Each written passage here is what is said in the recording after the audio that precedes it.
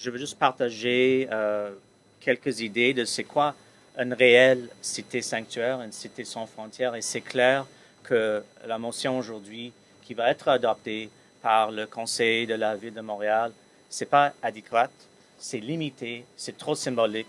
Et à mon avis, ça peut être même pire qu'aucune déclaration parce que ça donne des faux espoirs et ça donne l'impression qu'il y a sécurité. Et quand le moment arrive que quelqu'un ou quelqu'un est arrêté, on brise ces liens. Alors, on ne peut pas improviser une cité sans frontières, une cité sanctuaire, une ville sanctuaire. Il faut qu'on fasse ça bientôt, mais il y a des éléments qui sont essentiels pour une vraie ville sanctuaire. On a déjà abordé ça et d'autres mondes vont parler de ça bientôt, mais un essentiel pour une cité sanctuaire, une ville sanctuaire, c'est aucune collaboration entre le SPVM et l'Agence Services frontaliers du Canada. Ce n'est pas quelque chose qui arrive avec une déclaration symbolique. On a besoin d'avoir la coopération de la police de Montréal. Et ce n'est pas quelque chose qui va arriver demain. On va partager aujourd'hui quelques témoignages, mais on a plusieurs témoignages. Ça, c'est des éléments essentiels pour assurer qu'on a une vraie ville sanctuaire parce que nos amis, nos voisins vivent la peur d'être arrêtés ou d'être stoppés par la police pour n'importe quel prétexte et peut être déportés. On connaît des gens qui étaient déportés à cause d'une arrestation au métro ou simplement pour être un passager avec un auto qui était arrêté pour une infraction mineure. C'est pas juste aucune collaboration entre l'Agence Services frontaliers du Canada et la police de Montréal, mais aussi la STM.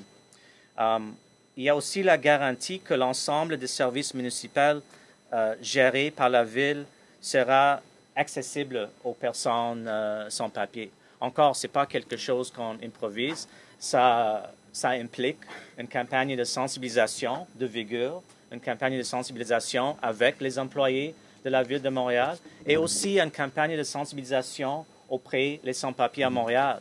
Ce n'est pas juste avec une motion qu'on adopte ou on va créer une ville sanctuaire, c'est avec des publicités, des télé, radio, web, multilingues pour vraiment rejoindre les sans-papiers ici à Montréal. Comme vous pouvez voir, ce n'est pas quelque chose qu'on peut faire facilement ou improviser. Je pense ce que Maire Coder a fait, c'est de bonne foi, mais il faut dire que Maire Coder est responsable pour la situation aujourd'hui. Je ne dis pas complètement responsable. Bien sûr, les politiques autour des sans-papiers, etc., impliquent beaucoup de choses. Mais Maire Coder était un ancien ministre de l'Immigration. Maire Coder a créé les sans-papiers avec ses politiques, avec d'autres gouvernements libéraux et gouvernements conservateurs. Maire Coder connaît très bien cette problématique. Il ne peut pas prononcer son naïveté autour de ça. Et ils savent très bien tweeter, ce n'est pas assez, et une motion symbolique, ce n'est pas assez. Alors, je constate la bonne foi, mais je constate aussi qu'il est très capable de savoir que ce n'est pas avec une motion comme ça qu'on crée une vraie ville sanctuaire ici à Montréal. Quand un sans-papier approche un groupe comme Solidarité sans frontières, ce n'est pas nécessairement, ce n'est pas du tout accès aux bibliothèques qui est leur préoccupation. D'abord, c'est santé, c'est logement, c'est travail, c'est éducation. C'est les choses que tout le monde qui vit ici à Montréal veut garantir dans leur vie. Mais en disant ça, la Ville de Montréal a des compétences directes sur certaines choses. Et ils ont une compétence directe, ils ont une responsabilité directe sur la police de Montréal. Alors, c'est ça l'essentiel. Je ne vais pas parler trop, mais je veux juste ajouter que c'est un moment aujourd'hui aussi de mentionner qu'on peut déclarer la province du Québec comme une province sanctuaire. Il y a des États aux États-Unis qui sont des États sanctuaires. Et là, on parle des préoccupations des sans-papiers directement. Ici au Québec et au Canada, les enfants sans-papiers n'ont pas accès à l'école gratuite primaire ou secondaire. C'est une honte. Aux États-Unis, même dans l'époque de Donald Trump, les enfants sans-papiers ont l'accès aux écoles secondaires et primaires gratuites. Et ils ont ça depuis les années 80. Et c'est garanti par la loi. Les sans-papiers n'ont pas accès à un RAMQ.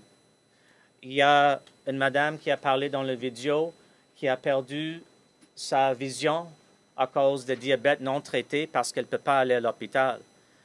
On peut parler honnêtement, on peut parler des centaines et centaines d'histoires comme ça. On a besoin des changements structurels pour changer tout ça. Et ça existe au niveau provincial aussi. Et finalement, il ne faut pas oublier le niveau fédéral. Et depuis l'élection de Donald Trump, on a attendu peut-être une réaction du gouvernement fédéral qui indique avec leur symbolisme et leur tweet une certaine ouverture aux enjeux autour des migrations et les réfugiés. Et certainement, après les décrets présidentiels, des décrets sans précédent de Donald Trump qui suspend les demandes de réfugiés, qui attaquent la dignité des réfugiés et des migrants, surtout des réfugiés migrants musulmans et musulmanes, on attend une réaction, mais c'est clair, surtout après la visite de Justin Trudeau à Washington, il y a une certaine complicité entre Trudeau et Trump autour de ça. Pour sauver l'ALENA, pour sauver le libre-échange, on ne prend pas les mesures nécessaires. Les mesures nécessaires, c'est d'ouvrir les frontières, permettre les réfugiés, les migrants qui quittent les États-Unis de venir ici sans prendre des grands risques, comme plusieurs personnes ont déjà pris et vous êtes sûrement au courant de ça, de mettre en place un programme de régularisation inclusif, compréhensif, pour permettre le minimum de 500 000 sans-papiers ici au Canada, probablement bien plus, de régulariser leur statut ici au Canada, d'annuler l'entente de tiers pays sûrs avec les États-Unis, qui est complètement pas nécessaire maintenant, parce que les États-Unis, ce n'est pas un tiers pays sûr, c'était jamais un tiers pays sûr, et d'autres mesures aussi. Alors, il y a plusieurs choses à faire, mais la Ville de Montréal peut prendre prendre des étapes vraies et substantives pour créer une situation qui rendre justice à la réalité des sans-papiers.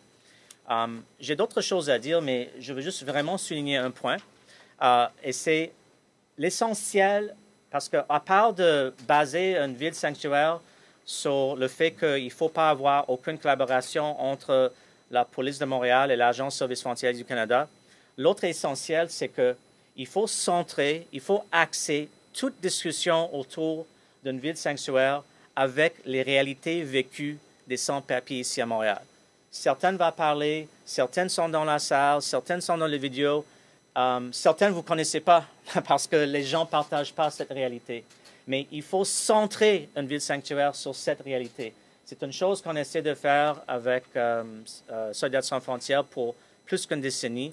Et c'est ça mon message comme membre de Soldats sans frontières le plus important aujourd'hui.